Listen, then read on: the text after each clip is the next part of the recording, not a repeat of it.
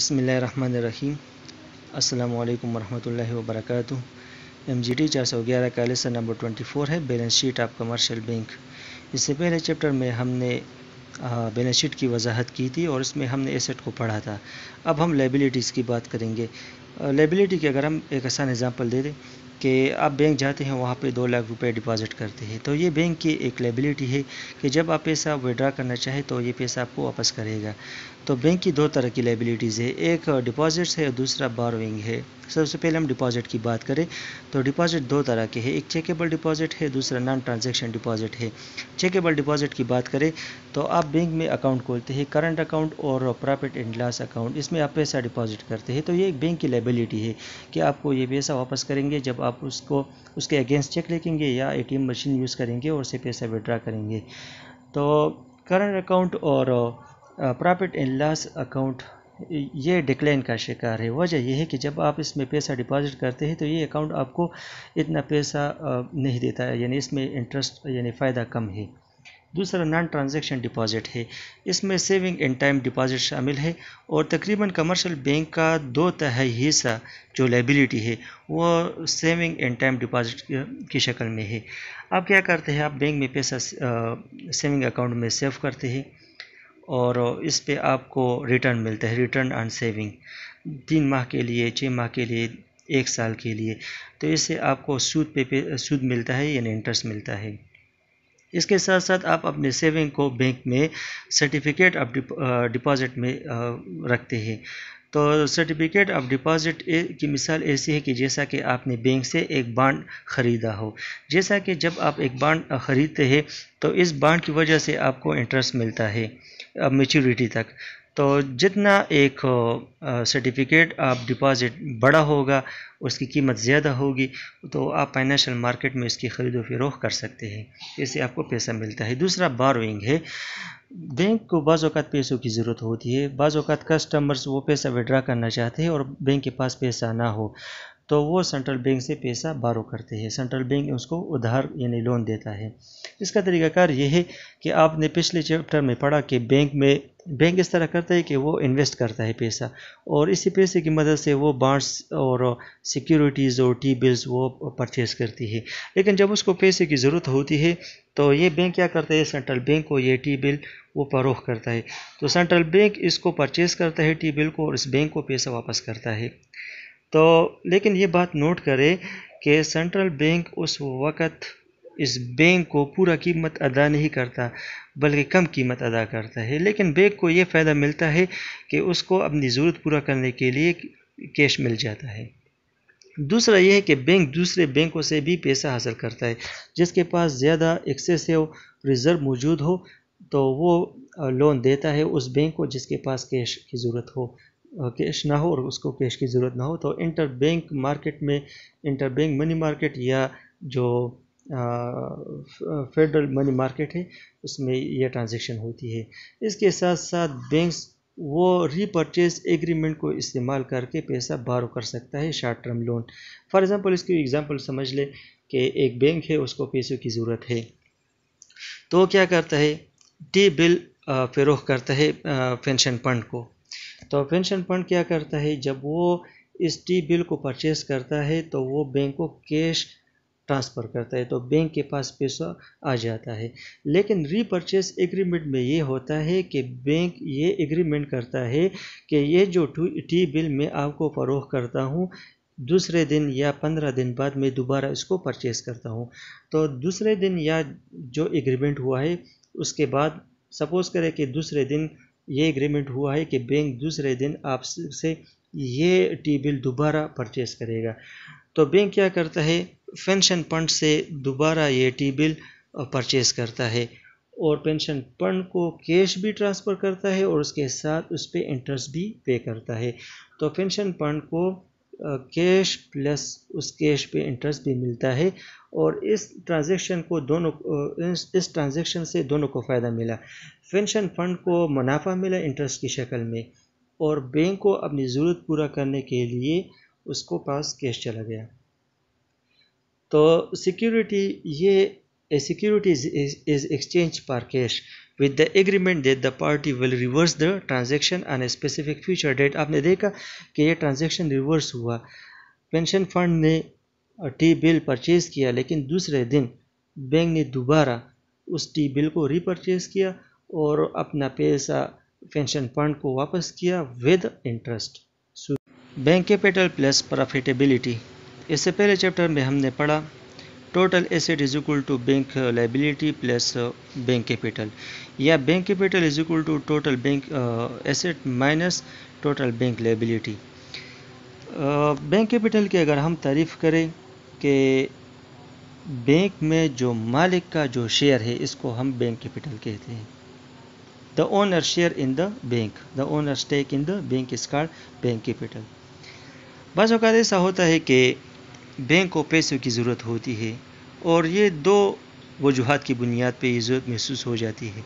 एक ये है कि बैंक के जो असासे है उसमें कमी वाक़या हो जाती है, लोग पैसे डिपॉज़िट नहीं करते या दीगर वजूहात हो सकते हैं। और दूसरा वजह ये हो सकता है कि अनएक्सपेक्टेड विड्रॉल ऑफ लायबिलिटी, जिन लोगों ने बैंक में पैसा डिपॉज़िट किया है वो पैसा को विड्रॉ करना शुरू करते हैं, तो उस सूरत में बैंक को पैसे की ज़रूरत होती है। तो ये जो बैंक कैपिटल है तो ये क्यूशन के तौर पर काम करता है और उस सख्त वक़्त में ये काम आता है। दूसरा, जो बैंक कैपिटल का जो इंतहाई इम्पोर्टेंट कंपोनेंट है वो लोन लॉस रिज़र्व है। अच्छा, बाज़ औक़ात ऐसा होता है कि बैंक लोन देता है एक बारोवर को, लेकिन वो बारोवर वो पैसा वापस नहीं करता, इंस्टॉलमेंट अदा नहीं करता, तो नुकसान क्या होगा? बैंक को में पैसे की कमी वाक़या होगी। तो जो कैपिटल है, कैपिटल बैंक, इसका ये बैंक कैपिटल का ये फ़ायदा है कि इस वक़्त में ये बैंक को कैश प्रोवाइड करता है, इससे बैंक का ट्रांजैक्शन जारी रहता है। अच्छा, बैंक प्रॉफिटेबिलिटी को मेजर करने के कई तरीके हैं। इसमें से पहला तरीका है return on assets. Return on asset को हम इस तरह डिफाइन करते हैं, net profit divided by total bank asset, यानी बैंक के एसेट पे जो प्रॉफिट बैंक ने हासिल किया इसको रिटर्न ऑन एसेट कहते हैं। जितना प्रॉफिट ज़्यादा होगा उतना ही रिटर्न ऑन एसेट ज़्यादा होगा। So it is a measure of how efficiently a particular bank use it's asset. ये इसकी मदद से हम ये मेजर करते हैं कि किस तरह बैंक अपने एसेट्स को एफिशिएंटली यूज़ करता है और उससे पैसा कमाता है। So a manager can compare the performance of bank's various lines of businesses by looking at different units return on assets. एक मैनेजर मुख्तलिफ लाइन ऑफ बिजनेसेस में कंपैरिजन करता है और हर यूनिट के रिटर्न ऑन एसेट को देखता है। जिस बिजनेस ने ज़्यादा रिटर्न हासिल किया हो तो वो इसका मतलब ये है कि यहाँ पे प्रॉफिट ज़्यादा है। अच्छा, दूसरा टर्म इसमें इस्तेमाल होता है रिटर्न ऑन इक्विटी। इससे क्या मुराद है? The bank return to its owner is measure by the return on equity.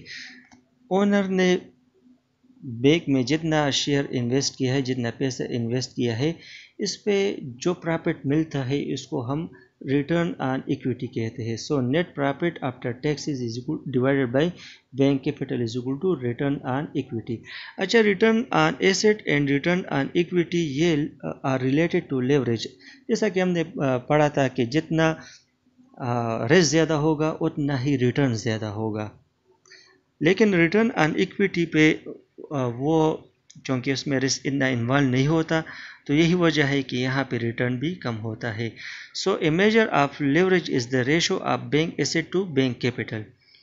हम लेवरेज में क्या करते हैं? बैंक एसेट को बैंक कैपिटल से पे डिवाइड करते हैं, फिर multiplying return on asset by this ratio yield to return on equity. रिटर्न ऑन इक्विटी मालूम करने का तरीकाकार ये है कि आप return on investment, return on asset multiply by bank asset divide by bank capital, ये इंतहाई इंपॉर्टेंट है, क्विज में आ सकता है ये।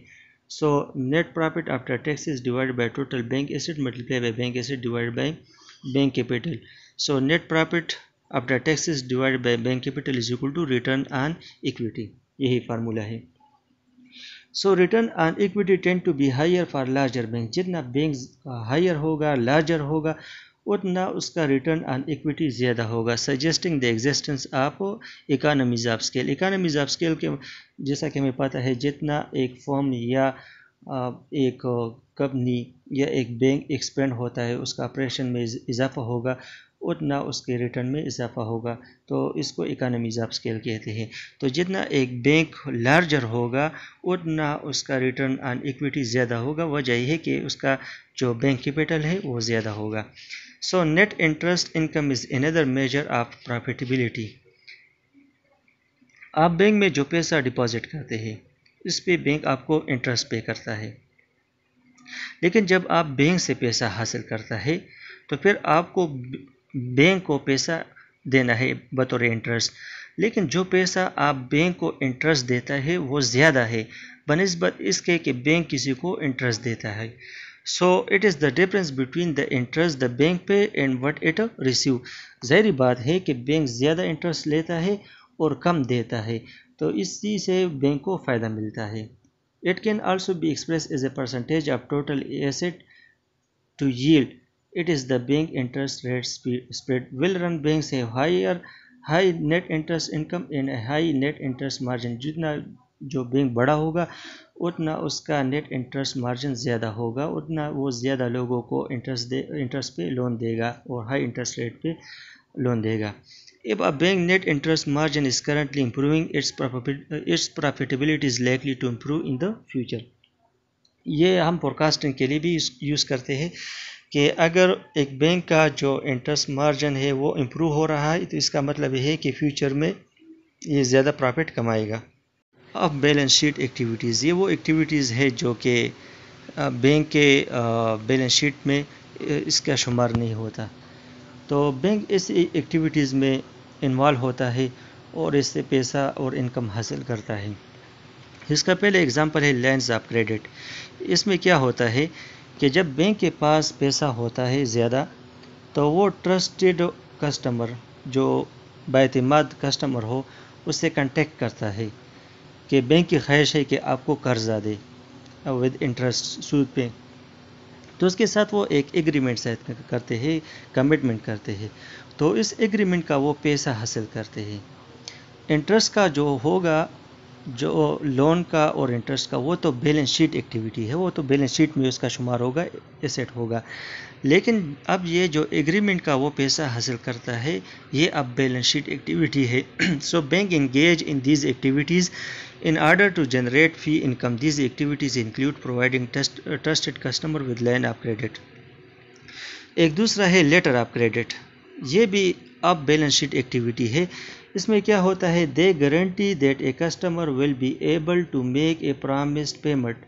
ये एक थर्ड पार्टी को ये गारंटी देता है कि मैं गारंटी देता हूँ, बैंक कहता है उसे कि मैं गारंटी देता हूँ कि ये बारवर आपको पैसा देगा। तो वो क्या करता है, वो बारवर को लेटर ऑफ क्रेडिट देता है और बारवर से इसकी बदले में फ़ीस हासिल करता है। तो इसका जो मैकेनिज़्म है वो ये है, सपोज़ करें पाकिस्तान में एक इंपोर्टर है और वो अमेरिका से मोबाइल इंपोर्ट करता है। तो जो अमेरिका में जो एक्सपोर्टर है, सेलर है, वो इसके साथ कॉन्ट्रैक्ट करता है, मुआहदा करता है, सेल कॉन्ट्रैक्ट, कि आप मुझे 1 लाख मोबाइल या 2 लाख मोबाइल आप एक्सपोर्ट करेंगे। इस जो कॉन्ट्रैक्ट है, उस मुआहदे के बाद सेलर को पैसा देना है। तो इस तरीके कार के लिए वो क्या करते हैं, वो सबसे पहले जो पाकिस्तान में बैंक है, कोई भी बैंक हो सकता है, इंपोर्टर बैंक, उसको रिक्वेस्ट भेजता है, रिक्वेस्ट फॉर क्रेडिट, कि आप हमें लेटर ऑफ क्रेडिट दे। लेटर ऑफ क्रेडिट जब एक शख्स हासिल करता है, तो फिर ये बैंक की ज़िम्मेदारी है कि वो सेलर को मुतमईन करे कि आप मुतमईन रहे, और अगर ये जो शख्स है, बायर है, उसने आपको पैसे नहीं दिए तो बैंक आपको पैसा देगा। तो दूसरा स्टेप उसका क्या होगा, रिक्वेस्ट फॉर क्रेडिट। जब इंपोर्टर बैंक को वो उसको जो बायर है वो रिक्वेस्ट भेजता है क्रेडिट के लिए, तो तीसरा स्टेप ये होता है कि जो इंपोर्टर बैंक है वो एक्सपोर्टर बैंक को क्रेडिट सेंड करता है कि मैंने उसकी ज़मानत ली है। तो एक्सपोर्टर बैंक फिर चौथे स्टेप में deliver letter of credit to seller, वो सेलर को लेटर ऑफ क्रेडिट डिलीवर करता है।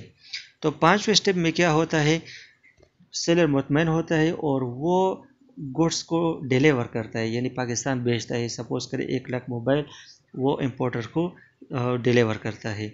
छठे स्टेप में क्या होता है, सेलर जब गुड्स डिलीवर करते हैं तो वो डॉक्यूमेंट्स एक्सपोर्टर बैंक को प्रेजेंट करते हैं और एक्सपोर्टर बैंक्स इन जो डॉक्यूमेंट्स है उसको इंपोर्टर्स बैंक में भेजते हैं और इंपोर्टर बैंक इन डॉक्यूमेंट्स को और क्लेम फॉर पेमेंट को बायर की तरफ सेंड करते हैं। तो इसी की मदद से इस पूरे प्रोसेस में बैंक को पैसा मिलता है फॉर फैसिलिटेटिंग द ट्रांजैक्शन।